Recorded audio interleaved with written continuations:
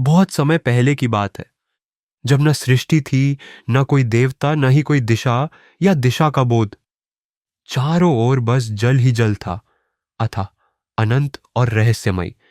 उन्हीं जलों के बीच एक विशाल कमल पुष्प खिला और उस पर प्रकट हुए ब्रह्मा जी।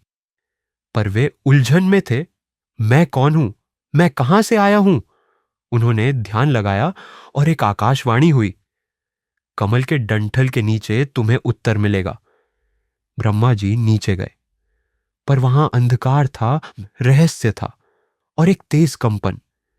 कई युग बीत गए, लेकिन उन्हें कुछ न मिला। तभी उन्होंने ध्यान से सुना। जल के भीतर कोई दिव्य स्पंदन हो रहा था।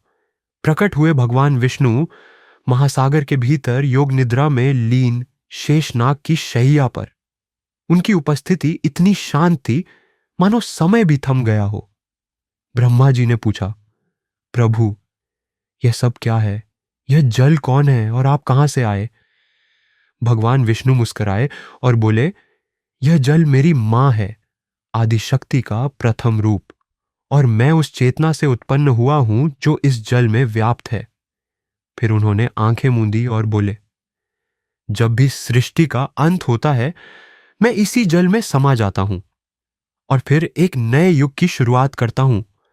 यह सुनकर ब्रह्मा जी की शंका दूर हो गई और यहीं से शुरू हुई सृष्टि की पहली ध्वनि, AUM, जो भगवान विष्णु की नाभि से निकली और सृष्टि रचने का आदेश बन गई।